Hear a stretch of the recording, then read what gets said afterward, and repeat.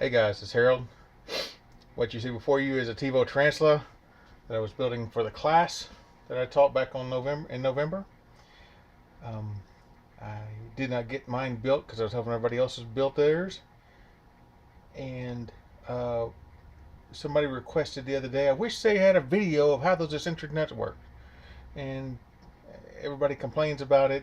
If you're on the Facebook page, you'll see about, I don't know, 3 or 4 times, sometimes a day, usually a week, somebody will complain that that they've got a bad part, or that something's not working correctly, or that couldn't possibly be assembled correctly. Did I assemble this thing right?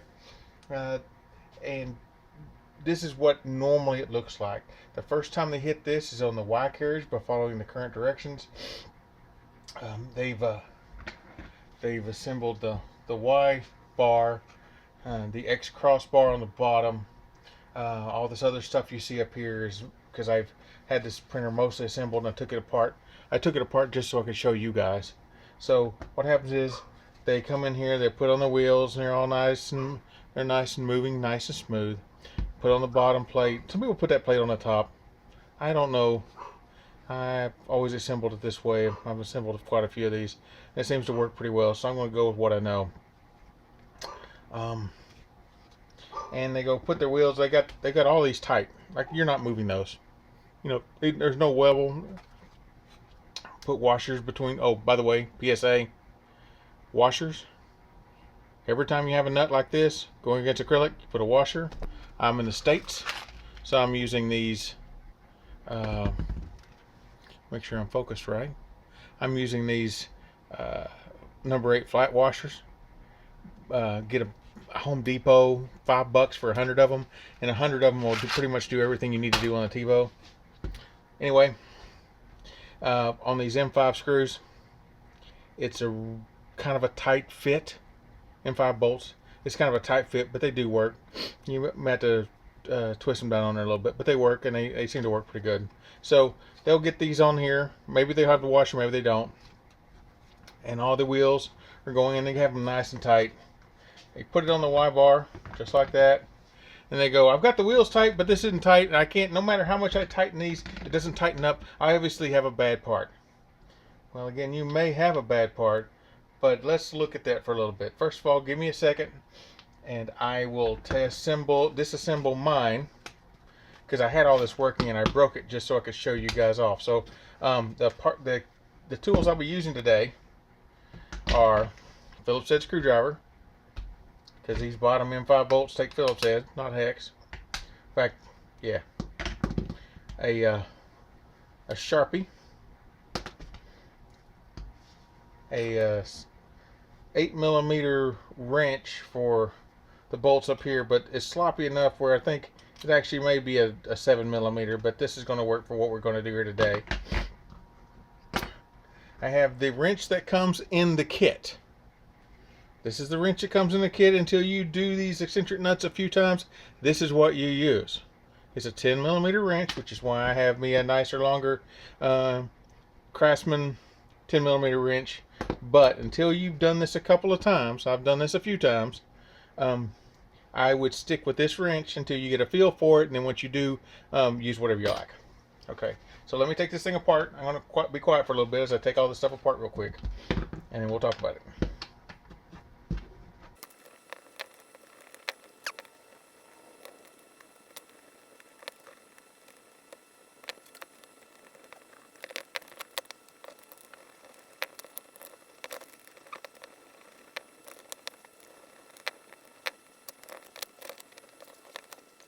All right, I've got all these apart.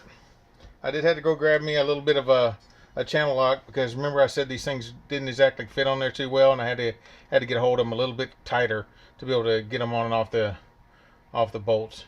But hopefully you won't have that problem. If you're not in the States where these the proper washer on these should be an M5 washer, but in the States their number 8s are a lot more plentiful, and they work pretty good again.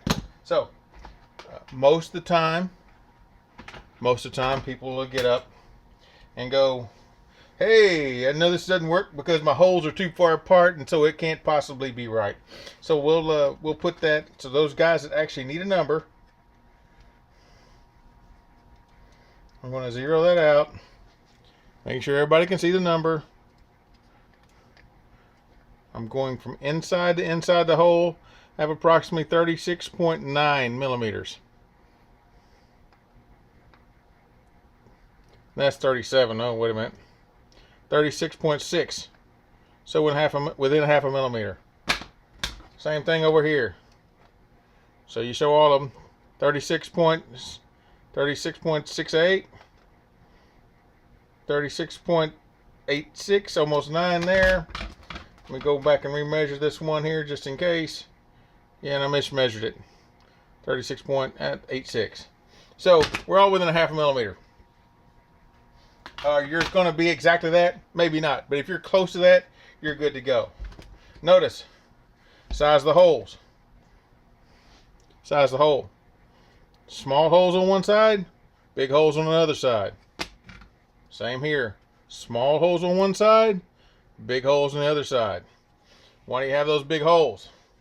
Well, we have two different kinds of wheel assemblies that we're putting in. We have the standard one with the ABS, which is bolt, wheel, two of the number 8s, an ABS bushing.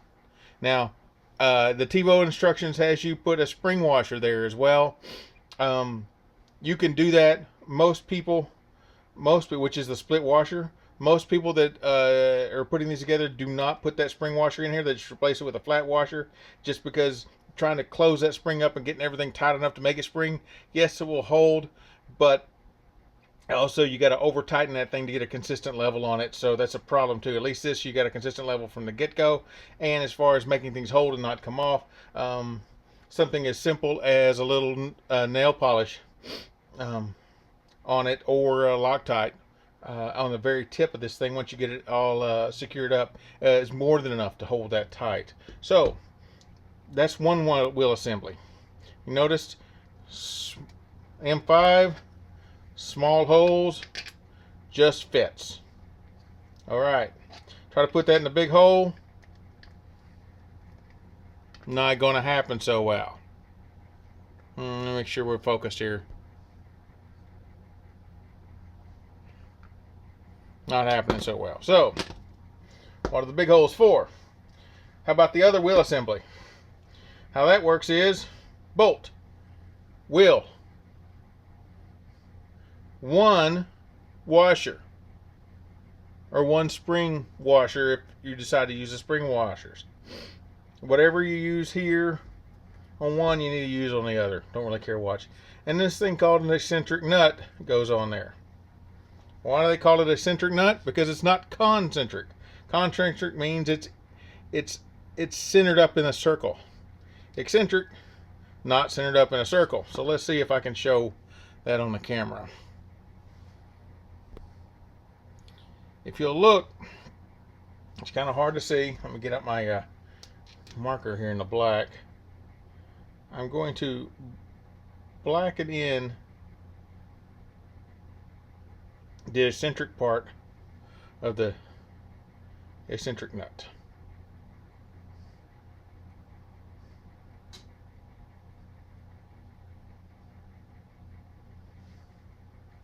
Now, can we see that better? You see the black part there? See how it's not, if you look at the hole, you put a bolt through it. You see how it's thicker on one side than it is on the other? That gives you a bit of movement. So, how do we do this? Oh, the other thing to notice, eccentric nut. I'll use the other one I haven't colored up yet. Same thing, bolt, wheel, washer, eccentric nut.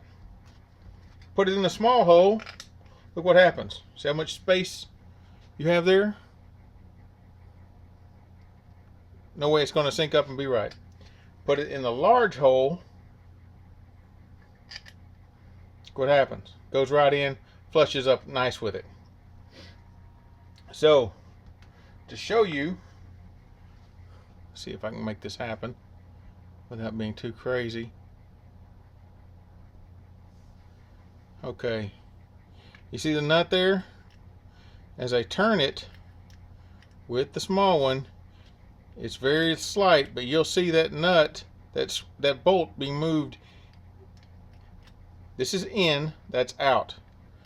See the bolt being moved from the inside closer to the outside. It's not much, but you don't need much. So let me get a couple more nuts on here. What I'm going to do next is I'm going to match up these holes.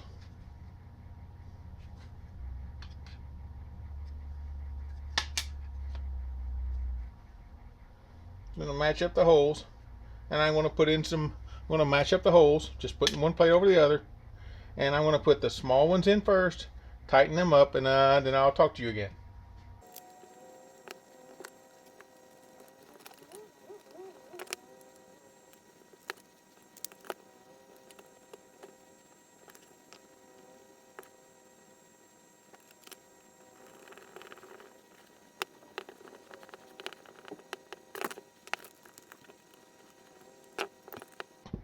Okay, both these are as tight as I want to get them, meaning they're not what I call monkey death grip tight.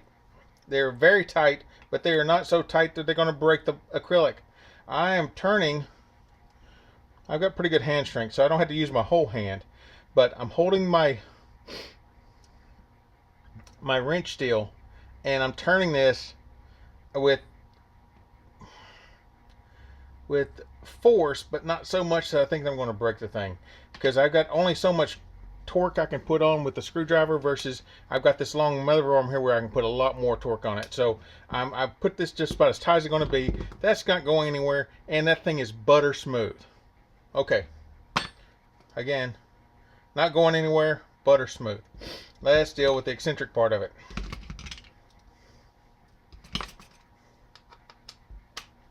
Oh, before I do that,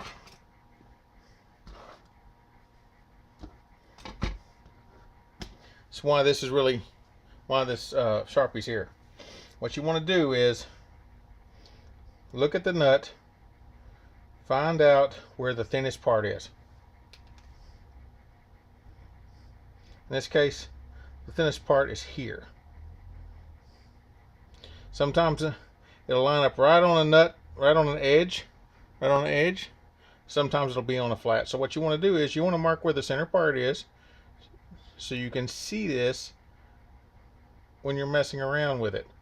Okay, should be pretty easy to see. Do that on both of them.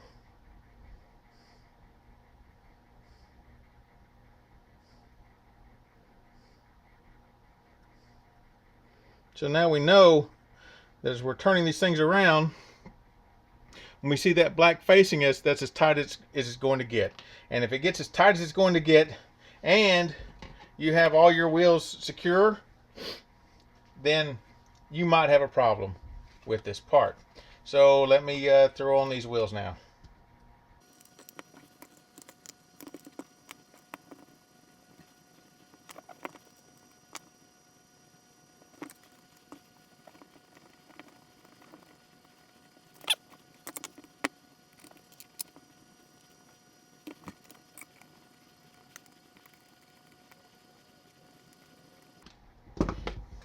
Okay, now tighten them up very tight.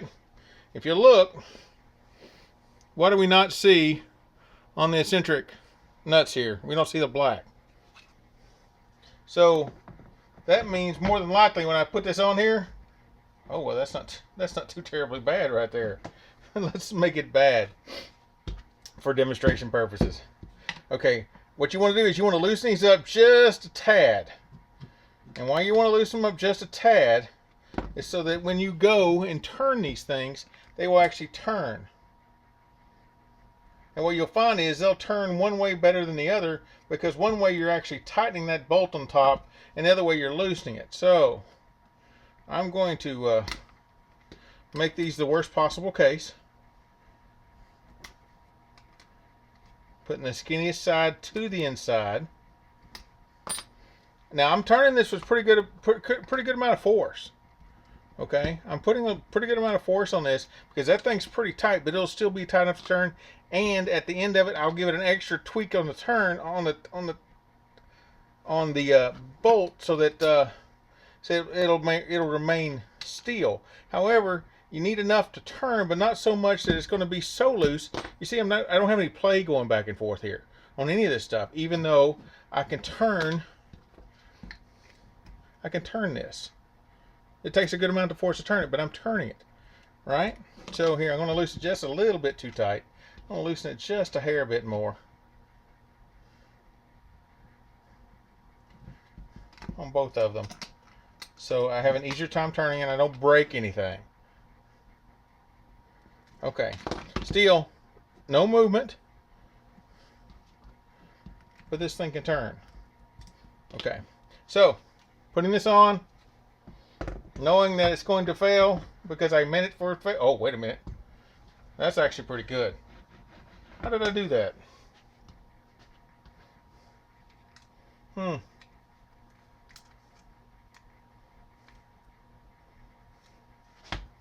me make it fail. There it is.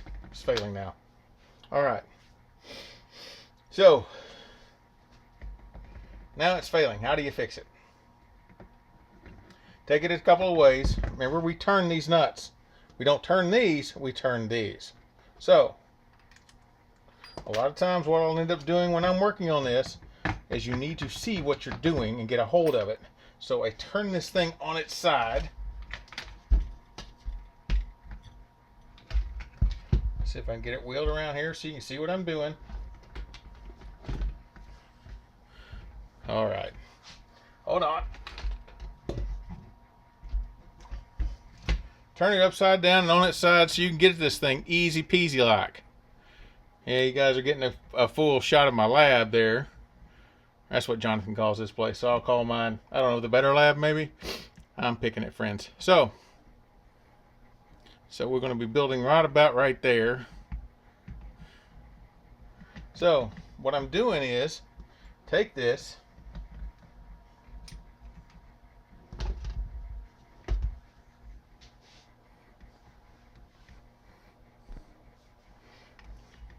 See, I'm on the underside of this. I have the wrench from the T-bow. I'll be turning this clockwise. And what you can do, since you got a frontward and a backwards ear, actually I'm going to turn it counterclockwise.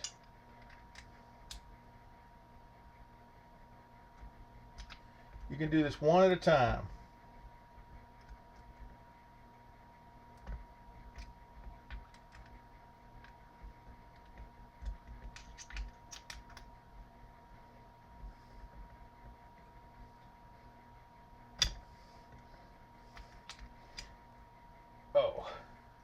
Rotate that thing around.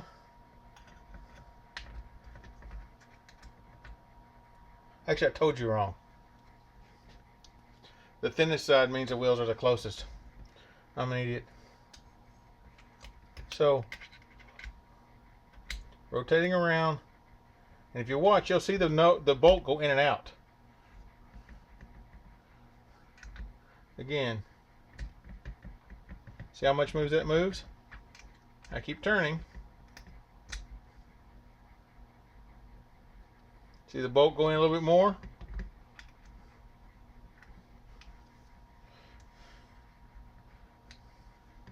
Make sure you can see that. Okay.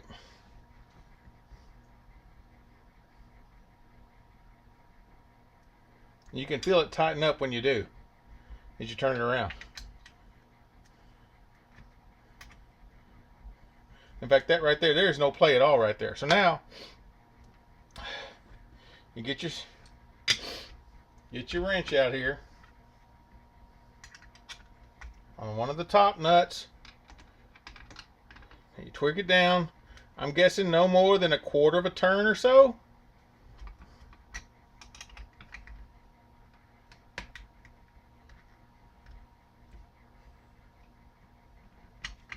And that thing is rock solid. There is no movement whatsoever. Here, let me put it down. Show you.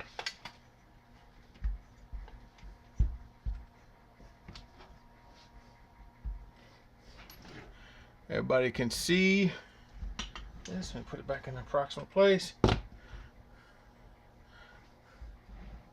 There is no movement whatsoever on that thing. The only movement I got in there and playing going on there is because of the flex, the acrylic. So anyway, that's how you tighten those things up.